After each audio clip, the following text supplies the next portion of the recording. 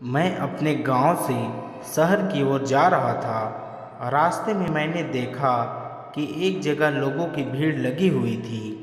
मैंने जैसे ही पास जाकर देखा तो वहाँ के लोग एक बुजुर्ग औरत को चारों तरफ से घेर कर खड़े हुए थे और उस बुजुर्ग औरत को मार रहे थे और गाली भी दे रहे थे। तभी वहाँ एक सज्जन व्यक्ति आया और सभी लोगों को दूर हटने को कहा। उसके बाद उन्होंने सभी लोगों से पूछा, क्या हुआ? क्यों इस बेचारी अम्मा को मार रहे हो तुम सब?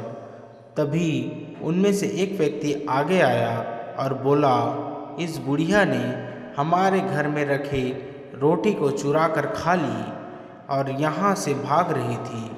वह तो अच्छा हुआ कि मेरी पत्नी ने इसे देख लिया, वरना पता नहीं और क्या क्या चोरी कर लेती यह बुढ़िया। तभी उस सज्जन व्यक्ति ने प्यार से उस बूढ़ी अम्मा से कहा, अम्मा, आपने क्यों चोरी की? अगर भूख ही लग रही थी तो मांग कर खा लेती। तभी उस बूढ़ी महिला ने कहा, बेटा, मैं अकेली रहती हूँ एक टूटी फूटी झोपड़ी में और मैंने बहुत दिनों से खाना भी नहीं खाया है।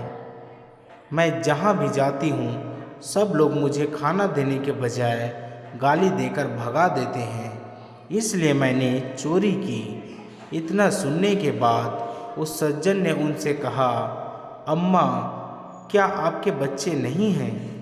और आपके पति कहाँ हैं? कहाँ से आई हो आप? आपके तो कपड़े भी काफ़ी गंदे लग रहे हैं। तब बूढ़ी महिला ने कहा, मेरे दो बेटे हैं और दोनों सरकारी नौकरी करते हैं। एक मुंबई में रहता है और दूसरा कोलकाता में।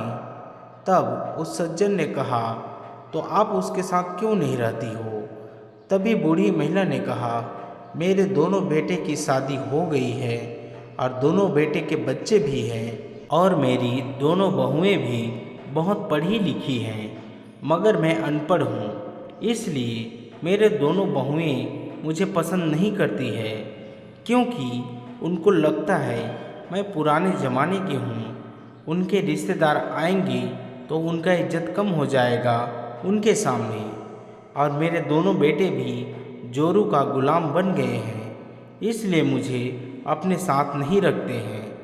अब मेरी उम्र भी 80 साल से ज़्यादा हो चुकी है, इसलिए मैं कोई काम भी नहीं कर सकती, इसलिए वह लोग मुझे बोझ समझते हैं। इसी कारण दोनों बेटे ने मुझे अपने पास रखने से साफ साफ मना कर दिया है। शुरू शुरू में तो वह लोग मुझे महीने में 4-5 हज़ार रुपये दे देते थे, मगर धीरे धीरे कम करते करते अब बिल्कुल भी बंद कर दिया है मुझे पैसे देना। अब लगभग 5 साल हो गए। अब वह दोनों ना तो मुझे पैसे देते हैं और ना ही मुझसे कभी मिलने आए हैं, और मेरे पति भी मुझे 15 साल पहले छोड़कर भगवान के पास चले गए हैं, इसलिए मैं अकेली रहती हूँ और पेट भरने के लिए मैंने चोरी की थी। इतना कहकर वह बूढ़ी अम्मा रोने लगी और वहाँ पर खड़े सभी लोगों की आंखों में आंसू आ गई इस बूढ़ी अम्मा की बातें सुनकर। तभी वह सज्जन व्यक्ति कहता है कि अम्मा, मैं भी अनाथ हूँ, मेरा भी कोई नहीं है इस दुनिया में, अब आज से आप ही मेरी माँ हो। इतना कहकर उस सज्जन व्यक्ति ने उस बूढ़ी अम्मा को अपने साथ अपना घर लेकर जाने लगा। तभी वहाँ खड़े लोगों ने अपना क्षमता अनुसार उस बूढ़ी अम्मा को कुछ रुपए दिए और कहा, अम्मा, कभी भी आपको किसी चीज़ की ज़रूरत हो तो आप हमारे गांव में आ जाना, हम सब मिलकर आपकी सेवा करेंगे। इतना कहने के बाद वह सज्जन और बूढ़ी अम्मा वहाँ से चले गए। दोस्तों, कहानी की सीख, जो माँ बाप धूप में कड़ी मेहनत करके अपने बच्चे को पढ़ाते लिखाते हैं, वही बच्चे अक्सर अपने माँ बाप को कहते हैं, क्या किया है आपने हमारे लिए? और वही बच्चे अपने बूढ़े माँ बाप को अनपढ़ और गंवार समझने लग जाते हैं।